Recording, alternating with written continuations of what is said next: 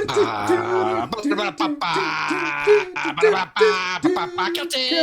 Balls. balls.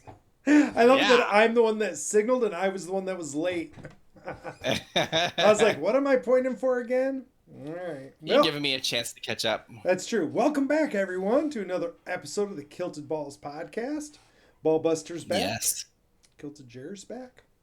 And you told me to make a lavender bee's knees from our thing the other day, so I made one. You said you were making one, so I'm like, well, I can't let him be the only one.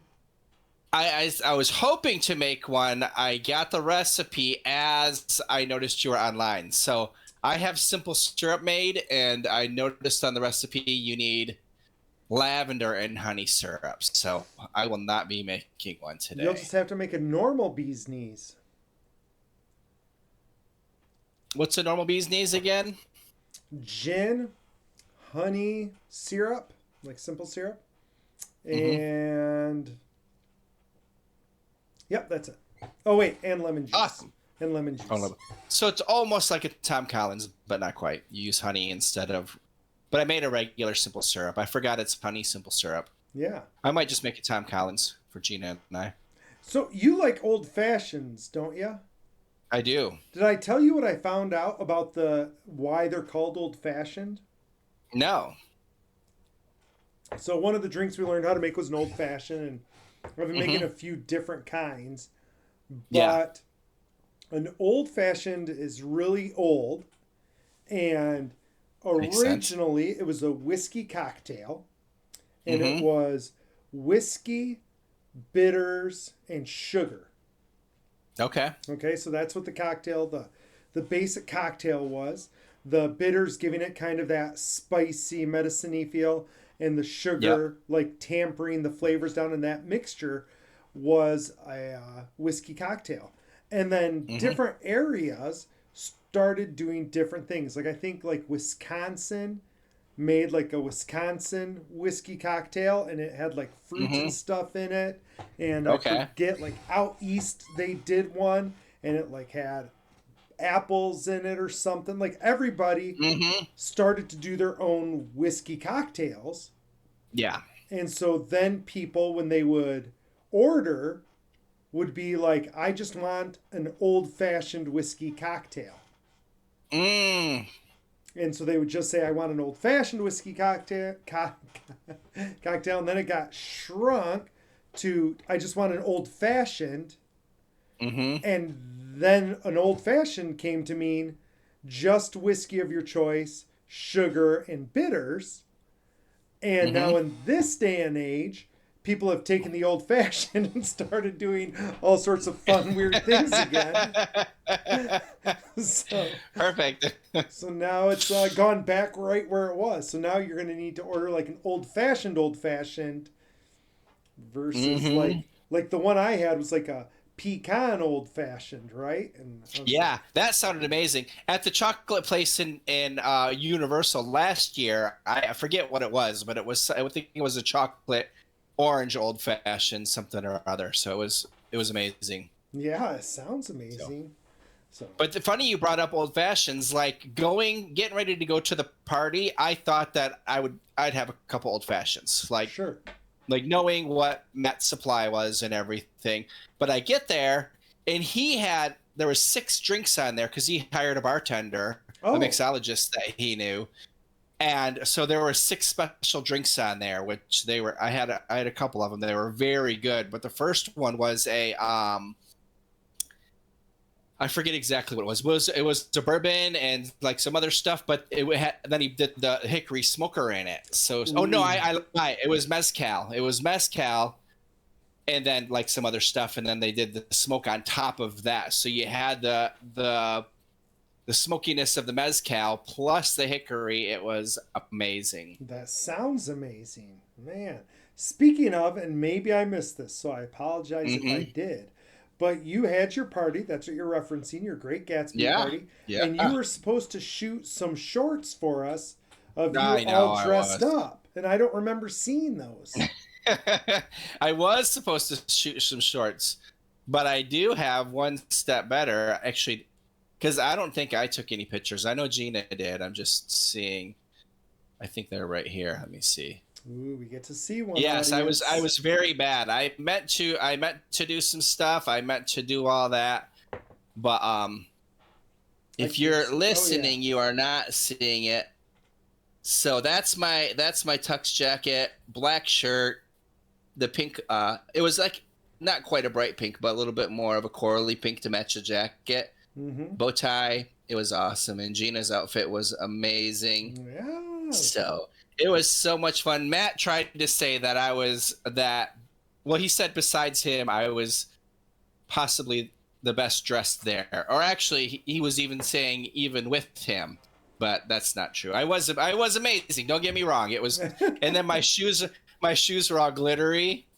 So fun story, and this goes along with what we do. But it was awesome enough to where I was like, I don't usually like to dress up, and I dressed up for other things, and I usually have fun, but this time I actually like bought all this stuff, and I'm like, we need to dress up and like do some things. So yeah, it was awesome. Most everyone dressed up. A couple people had one guy had like the T-shirt where it looked like he was wearing a tux, and I don't know him, but I imagine that was just his personality. It was me and another guy had wild jackets. Everyone else had black jackets. And the other guy is the guy who does the Bourbon and Bros. So I know Jason, and he's an awesome guy. So it was fun. But anyways, he had a company come in that did some gaming tables. They had a blackjack table, and they had roulette. Oh. Is that where they spin the thing? Yeah. So everyone got $1,000 token when you came in. And the top... whoever won first place got a bottle of E.H. Taylor. Oh. I don't know if you're familiar with it. It's a bourbon. I guess it's super hard to get. Like really, really difficult to get. So anyway, long story short, I wasn't going to play games, but then I was like, you know what? Like Gina and I were playing the roulette, and then she was talking to one of the other ladies. And so I turned around to the blackjack table. My friends Corey and Jessica were there. And I got the first spot. So I was like, yeah, this is fun. And I started talking to the blackjack guy, and he's just a really cool guy. He's fun. You know, everyone, they're just there having fun. But like I was doing okay. I was winning a little bit, and he was saying that, oh, like that's cool. You guys get to win that. That's like my favorite bourbon. And so Matt had come up. I actually had won a little bit more, and Matt had come up, and I turned around. I said, I'm going for this to be the winner, and if I win it, I said I want to give it to this dealer. Like that's what I want to do. Yeah. So it's funny, and he's like, "Well, there's a long day to go." And it was funny because I picked on him. I was like, "Don't come over here and mess up the energy of the table," and he did. Like I lost like 3 hands in a row after that, so I just took my chips and I walked off. So just very much, if you remember our day, I mean, obviously you remember, but when we used to play blackjack, like it would shift. Like I was winning every hand, and then like it shifted just enough to where I walked away. So then I was like, it was getting closer to the end of the night, and I was watching stacks, and I had gotten a couple thousand chips back, and I was stashing them. And I saw one guy at the roulette table. He had a whole big old stack, and he was just doubling them. So I walked over there, and actually it was Jason and I were over there because he's like, I want to go for this too. And so that was obviously the best way, the biggest chance. I mean, 21 table, you can, but anyway. So the one guy, he ended up going out. He kept on betting black, and he went out. So then Jason was like, I'm chasing you. Because I had already, I hit a couple times on red to where I had like 15,000 plus whatever else I had. And so Jason was going for it, and then he went out, and then Corey was looking over at me. There's like 10 minutes left. Corey's like, I want to win this. And I was like, go ahead, try. And then he ended up losing. So it was pretty clear. I mean, especially at the end, people are running for it. So I ended up having almost 20,000 tokens, and I won. And it was super cool. Like, well, the guy wasn't there because they were packing up, and Matt, he brought everyone in, and Jeremy won, and blah, blah, blah. And I was, I was just like, hey, like, thank you all for playing, blah blah blah. But I'm gonna give this to Joel. He was super cool, and because it was also funny because earlier, and it was like I didn't even think about it till after Matt gave a little speech like, you are the best people I know, like everyone is so giving and you guys are all amazing, and thank you for being here to celebrate my birthday. But yeah, Joel, he was just like, he was super excited. He used to play D&D, and he's a gamer, and so like I had found out this stuff later. So, but yeah, I was super happy to win it, and then just pass it along to him, especially because he was like, "That's my favorite bourbon," and so yeah, he got a nice tip. Was he So, pretty it was excited? awesome. He was super excited. He's like, "No, you can't give that to me." I was like, "Listen, dude." I was like, I had a great time, and a big part of that was because you were an awesome dealer, and I appreciate that. Nice. Actually, it was funny. Once he threw me 1,000, and he goes, "Go take that over and bet black." He's like, "If you win, you get to keep the winnings." So I took one of my thousands too. I was like, "Okay, this is awesome." I went over there, came up zero. Zero hit like 5 times that night. It was hit the very first roll was zero. That one, and like I said, 5 times. It was pretty amazing. Just like, Wow. what in the heck is going on? That's craziness. But yeah, it was really really cool. Like, he knows a lot of awesome people. Everyone who I've met through him are really cool, anyways. So, Well, I imagine you wouldn't have a party and invite people who weren't cool. yeah, that makes sense. But I did tell Corey and Jessica that you were debating on flying down so you could play Dante's. I said all you have to do is not coach wrestling. you can play. That's all I got to do. And then I'm done. That's it. Yeah, the little guy's doing it. He had his first parents meeting yesterday, and Oh, awesome. like I don't think it was quite real to the family because they were like, my wife was like, "Yeah, we're going to this meeting. Are you going to go?" And I'm like, "No, I told you I'm not going to the meeting. I'm not going to the stuff. Like, I'm busy enough. Like, this is all you guys." And Cal like gets it. He's like, "Yeah, I understand. It's like crazy." He goes, "But I'm doing it." And I'm like, "Heck yeah!" And he had me bring a wrestling mat in, so now there's a wrestling mat in the basement. Cause Awesome. he's like, "I want a wrestling mat indoors." I'm like, "Okay." I'm like, "Now you There got you go. one." And so. And you don't have to go out to the barn now. I know. I'm like, the barn gets cold. So I'm like, there you go. Now it's in the basement, which is also a little cold for working out sometimes, but whatever. Yeah. It's better. Yeah, that's awesome. How was your weekend? It was good. We had the state finals in cross country, and I had an all-state athlete. So awesome. He ran a 15:59, which I don't think is very shabby. That's pretty awesome. That was his goal. It's always good when people hit their goals. Like I like that. Yeah. And I haven't had an all-state runner for a long time, so that made me happy. Yeah. And then was it Sunday?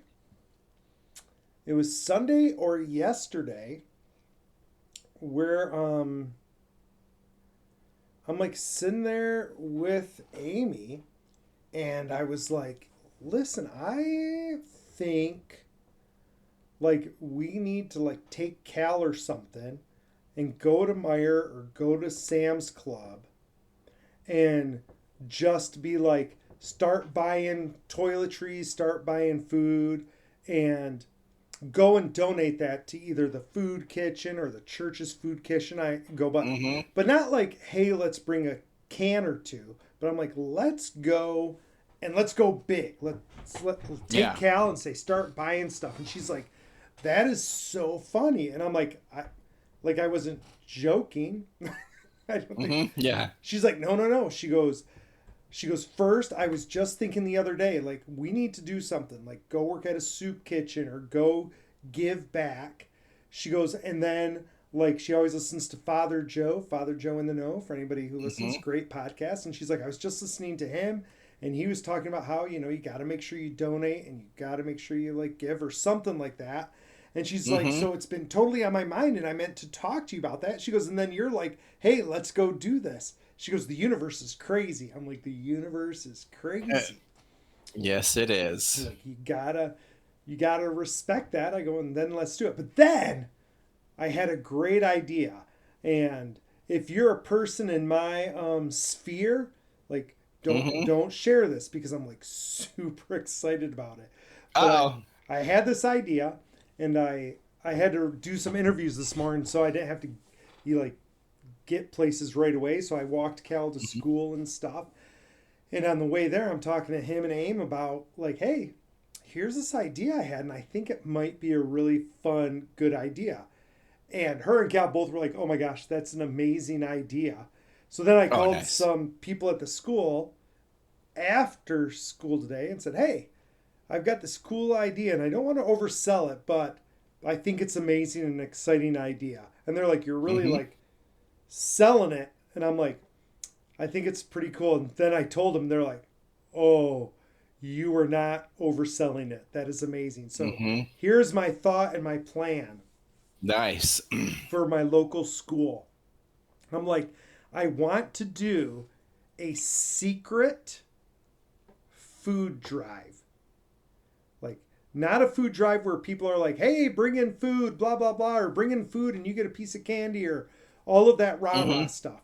Like, I want it to be super stealthy. Like, let's put stuff out on social media, or teachers put it in their notes when they're giving people, like, bring in cans tomorrow.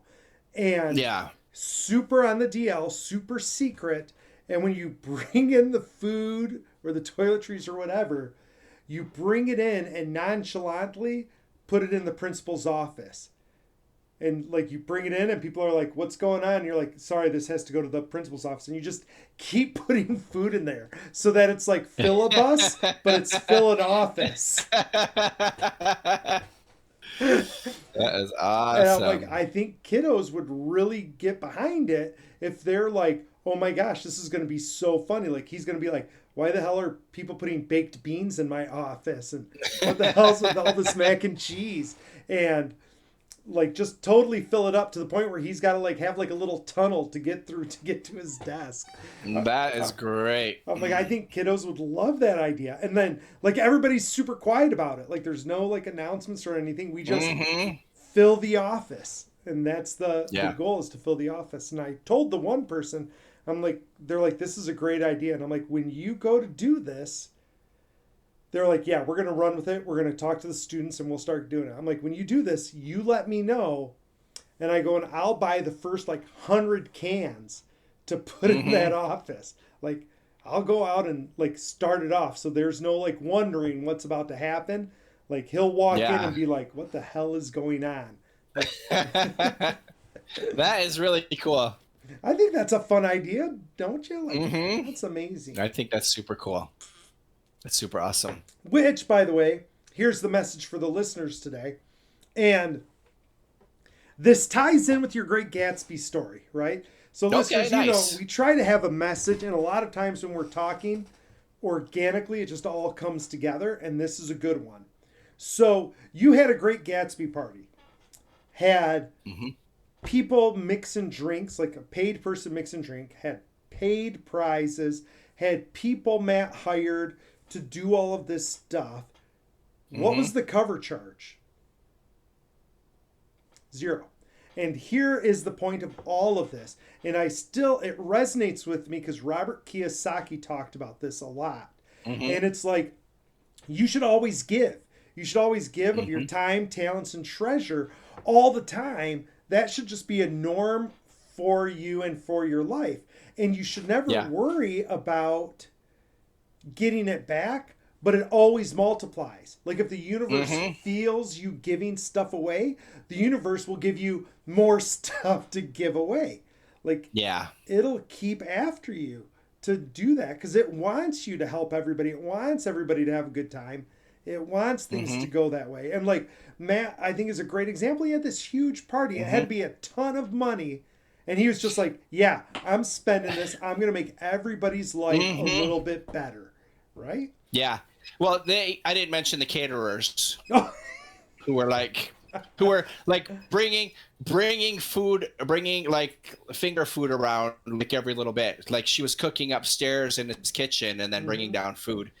And she has a local business where she, like, for busy families who just like aren't ready, you could go there and she has meals like pre-made. Like, you can go Nice. pick up like healthy meals. So he's been doing that. They go to her once a week. He found her, so he hired her to come to this party, and the food that I had was amazing. I was sad the last thing she brought by, because we ate dinner before we went, just because we had a chance to have a nice date night. So we went and got awesome steak dinner. But it was like a hot Thai burger, and it smelled amazing. It looked amazing, but I was just so I didn't have it. But yeah, I would bet at least $2,000, not counting like alcohol and stuff. Yeah, and just to make all of your lives a better place to be, right? And to celebrate his 40th, like, yeah. Usually it's like, oh, other people throw parties for that. But yeah, you're exactly right. He's a giver, which is pretty amazing. He's well, and I think that's how you should be, right? Like, we're sitting here talking about like giving to the food bank. Like, I think that people should do that.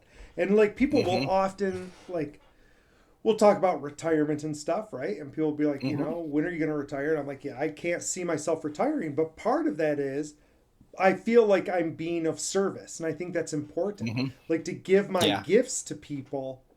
Like, I think, I often think to myself, I'll tell people this. I'm like, if I were retired, I would be hoarding all of my gifts. And I would be using them for like what I want to do. Like, maybe I go play in my barn, or maybe I trade stocks or trade crypto, but I'm doing what I want and not what I think is best for the world. And I think I need to give that stuff out. Like, that's, you know, how we're made, right? If you will. Yeah. Like, we're trying to make the world better. And so I think that's a big thing. And the food drives, like, this is like near and dear right now because of the SNAP benefits, right? Like, so people's SNAP benefits are running out. I'm like, that's just super wrong. I'm super glad Michigan, years ago, and they just approved it again, but they pay for kids' lunches. And so kids here, they get free breakfast, they get free lunch. So at least we know our kiddos are fed twice a day, right? But then people are taking away their SNAP benefits and whatever. I'm like, yeah, like, that's sad. Like, you need to be able to eat, right? Yeah, exactly. So, without stigma. Yeah. Like, I think that's like a big part of this. Like, people are always like, oh yeah, they should be able to eat or whatever, but they want a stigma attached. Like, they're lesser than me because they need help. Yeah. I think that's wrong. Like, one of the things I've always thought should happen in our society is there should be stores that are free stores that you go into, and there's whatever food you want, and there's like basic clothes, and there's basic toiletries, and it's just there, right? And like that they would be all over, and you get to go and you get to get them. I've had people go, yeah, but then, like, you know, if you do that, then people would just take that stuff and sell it. I'm like, there'd be no market. There'd be no market to sell it because it's free. No market. So I'm like, I go, we have it. We have the food. We have the surplus. And I would rather spend billions of dollars on making sure everybody is fed and taken care of than buying another jet. Yeah. Yeah. Well, that's almost like what Lisney does. And anyone who didn't catch that episode, an amazing interview that we had. But Gina talks about doing that with, and if just real quick, Lisney gets pads to anyone who would possibly need pads. And Gina has talked about that to where, you know, like pads, deodorant, like all of that stuff, like just a little package, and kids can grab it, and they're at the schools, and whoever needs it. So, you know, some people go without, and people close to her and people who she knew, like, they would have a hard time with their pads, with deodorant, with just basic necessities for personal hygiene. Right. So, I don't know. That's one of those things. I would love to be able to do that, and that might be something, you know, in the future that you see us do. Yeah. Yeah. So, well, I think if you envision really cool. it, I think it will. Right? I think if that's the thought and that's the plan, it will. And I really think that's important. And a lot of people are like, oh, you're a socialist. You're talking about socialism. And I'm like, what I'm talking about is helping people. I don't care what you call it. Call it whatever you want. Right? I guess if I was being religious, I would call that being Christian. Yeah. right? So I think they talk about that in the Bible. I'm pretty sure. it's like they talk about it. It's like they talk about it. Yeah. Hmm. So everybody likes being Christian until they have to be Christian. Well, it's funny. Like a lot of the things we talk about, they're in all the great teachings. But yeah, They like are. a lot. Hmm. They're in all of it, but people don't want that. As I had a guy once say, Hmm. I used to talk when I was doing political stuff.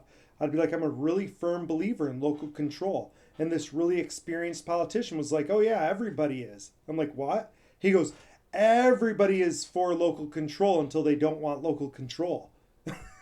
Hmm.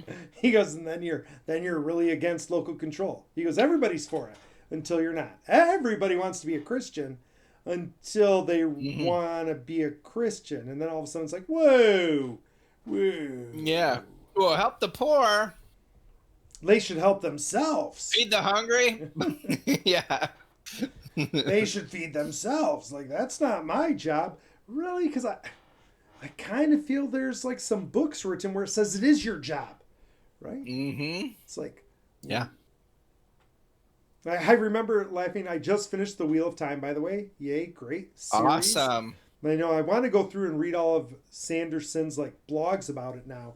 But I think about in there like the way of the leaf and stuff and that idea of peace. And I think about people all the time. Like I literally just had this conversation with some kiddos where I'm like, listen, there's like no reason to like fight. Well, they said this. I'm like, that's not a reason. And they're like, well, Hmm. what if they hit me? I'm like, literally, Jesus says, turn the other cheek. Hmm. That's look. He says, go. Even if they hit you, say, please hit me Hmm. more. I go. So he doesn't Yeah. say retaliate. He doesn't say fight back.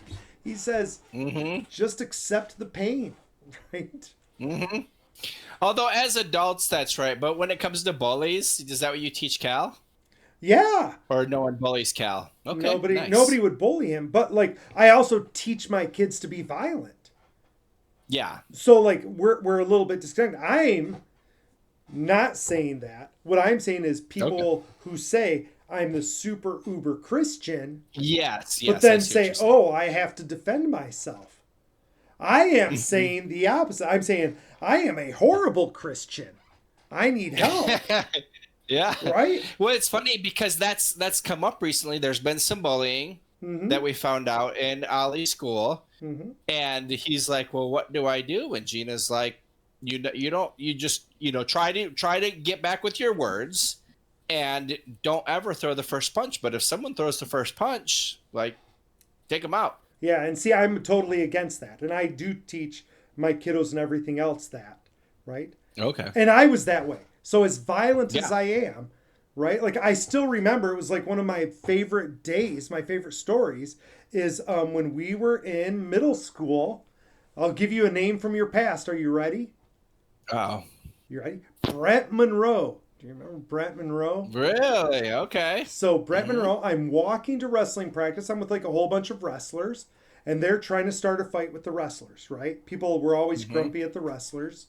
And he wanted to start a fight, and he was like, "Come on and fight me." And I'm like, "Nah, I don't fight. Like I wrestle, Yeah. right? Like I wrestle. I know my own self worth. I don't feel like I have to prove that, right?" And Yeah. he grabbed me, spun me around, and hit me right in the face as hard as he could.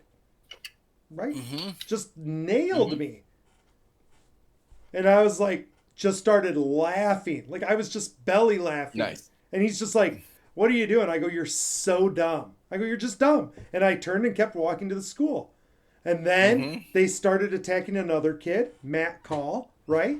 And Mm-hmm. he tried to fight back and they beat the living shit out of him. Yeah. It was like a group of 5 or 6 guys. I'm like, I could see. I could knew the guys that all hung out in that group, so I could yes. imagine that being the thing. Yeah. And by the Yeah, way, that the makes next sense. day, Brett Monroe came Mm-hmm. up to me and was like, "Byers, I am so sorry. I really just wanted to get something going. I wanted something to start. Please don't be mad at me." Because they also knew who I was, right? Like Yeah. they knew it was a conscious choice that people weren't dying. And Mm-hmm. but Yeah. I didn't retaliate. And I tell kids that all the time.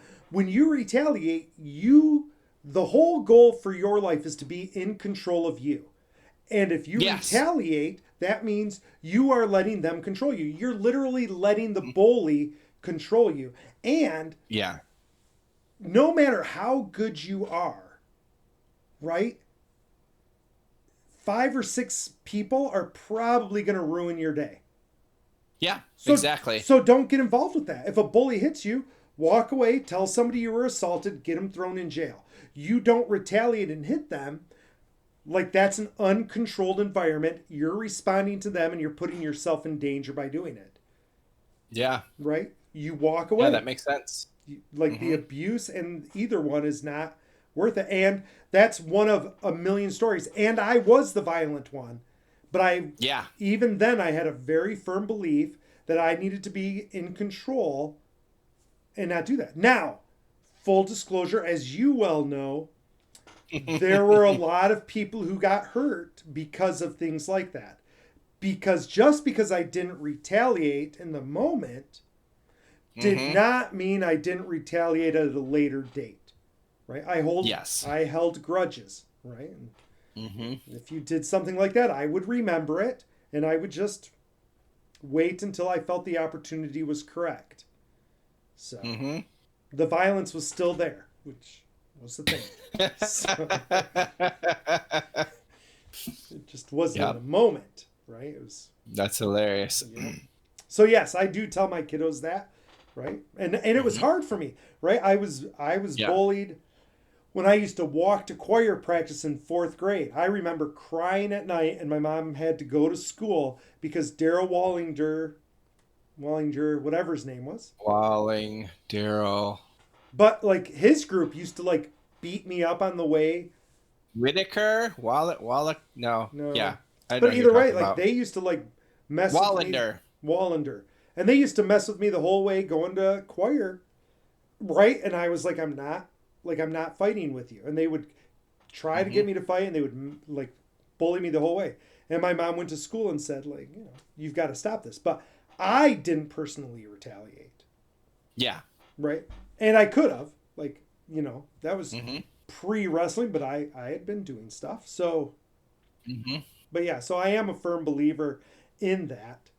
I think you do things when you want to do them, not in response to other humans doing stupid stuff. That makes sense. I'll have to talk to Gina about this. Maybe tomorrow when we're listening to the episode. Well, and as I tell my kid, like I coach a combat sport. And I'm like, I go, you're going to have like 2 options that are possible. Like when you're older, you're going to go to the bar and someone's going to mess with you. Yeah. I go, and there's like 2 or 3 avenues this can go. And I go, and I've seen it with my kiddos, not my like personal, but my boys who I've trained in combat. I've seen all of these, right? So you retaliate and there's more than one and you get seriously injured. I've had that happen. You retaliate. I mean, that's big. And you're a trained individual and you get manslaughter and get put in prison for 15 years. Or you walk away and get help. Like, only one of those gets you not losing your job and losing your life, right? So, like, control yourself and don't retaliate. Like, because my kiddos, right, they can defend themselves. And I'll tell you, I've had multiple of them get put in jail. And I've had multiple of them get hurt. And I've had multiple of them just walk away, right? Yeah. Well, that's like back in the day, Cousin Dave would run his mouth and a fight would start. And we were there. I mean, we didn't like beat people's asses, but we could have if the fights didn't break up. I mean, because Mike was always there. That one time he ran his mouth and he got jumped by 5 people. And if people hadn't been there, if Mike hadn't been there, he would have been seriously injured. Luckily, he had a whole bunch of people that were like, all right, we're going to pull people off you and not let you get seriously injured. Yeah. Right? But he could have been seriously injured. So I always am like, it's not worth the trade-off. That's a great point. It's a great point.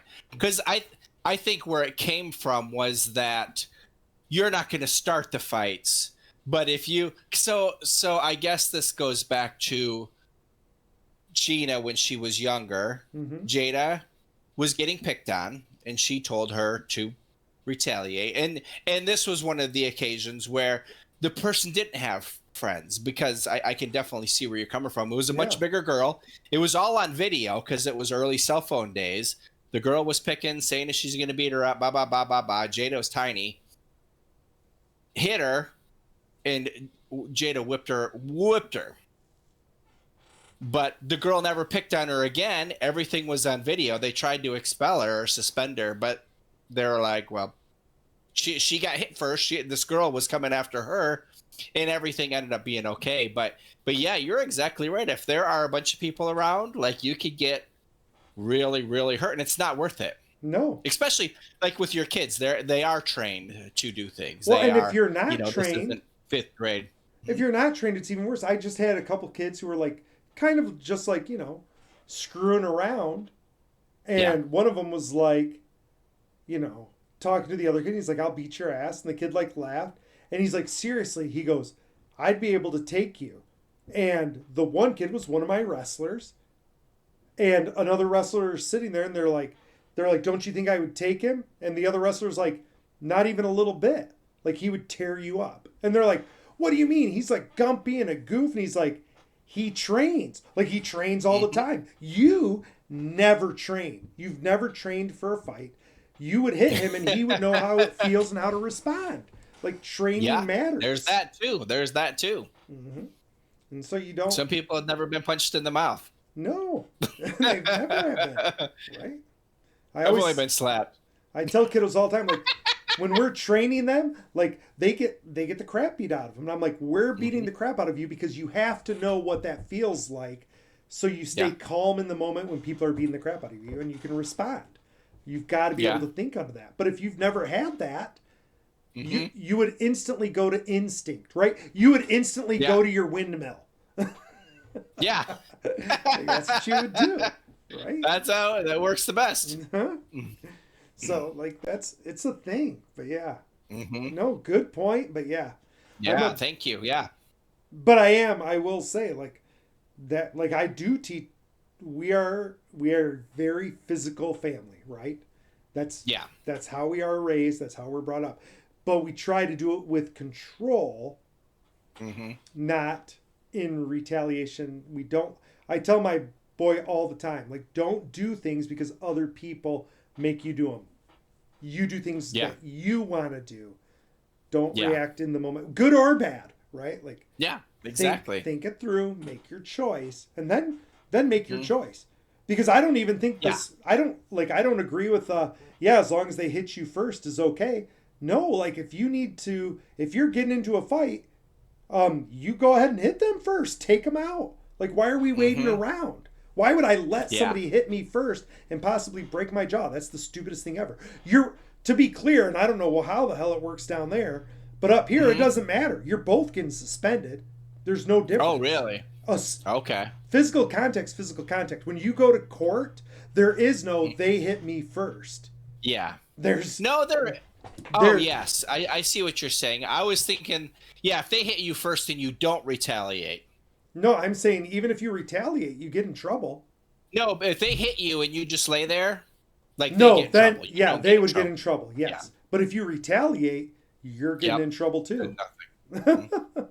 And like, we tell our kiddos that all the time. Well, they hit me first. We're like, nobody cares. Yeah, exactly. Like, nobody cares. It doesn't matter who hit who first, right? And I've had wrestlers. One of my favorite kiddos, super nice boy, just an angel. A kid was picking on him in class, picked on him every day, and he got up, like, literally during class, got up, walked behind him, choked him out, said, I'll be in the office, grabbed his stuff, and went to the office. He had made the decision that kid needed a lesson. He understood he was going to get suspended, but he wasn't going to wait for the kid to hit him. He's like, I'm just knocking him out, and I'll take my 3 days. I'm going on vacation. Yeah. And did the kid stop picking on him? Yeah. Like, he literally had his ass knocked out in under 3 seconds without even knowing what was going on. And then you have someone, and I didn't know Coach Rudolph back then, but he said when he was younger, he used to not choke everybody out just for the fun of it. Oh yeah. Yeah, people like that. Yes. I have accidentally choked people out multiple times, so it is a thing. My own family. Yeah. My brother choked out his wife accidentally once. Like that's hilarious. It's so much easier to do than people understand. Like it's honestly takes a matter of seconds, and if you are not paying attention to what you're doing, it's that's easy. what. And I don't remember how we were talking about, but that's what he was saying. Like even at football, he'd like jump up behind someone, choke him out real fast, set him down, and like get back in line, and then they get in trouble for like laying on the ground. Like you could not, if you know what you're doing, even if you don't, right? Like when I knocked out my nephew once, I was whispering in his ear. I had no intention of knocking him out, but it was just enough. My natural position is that position. So I wasn't paying attention to what I was doing, and I knocked him out, and then I was like, oops. Like, my bad. My B. It's hilarious. It's a thing. So, yeah. Wow, this took a whole different turn from us, like, being of service and giving people food and stuff to let's beat people's asses. No, you were preaching just the opposite. So I think that's awesome. I do think it's the opposite, but we do teach our kiddos to be rough at the same time. We're a dichotomy. I always tell people we're very we believe in love, but we believe in the art of war. Yeah. It's a pretty picture. We know how this works. So yeah. Anyway, we have now talked way past our normal time. We have been like going and going. Fun. It's been a good time. Hopefully, listeners, you took this out. Hopefully, you don't judge me too harshly on my youth or my a-holeness in general. So, it happens. Yep. But anyway, thank you so much for being here. Hopefully, you took a message. Hopefully, you find a way to give back this week. And otherwise, this is Ballbuster signing off. Kilted Dragon Jared, love you all.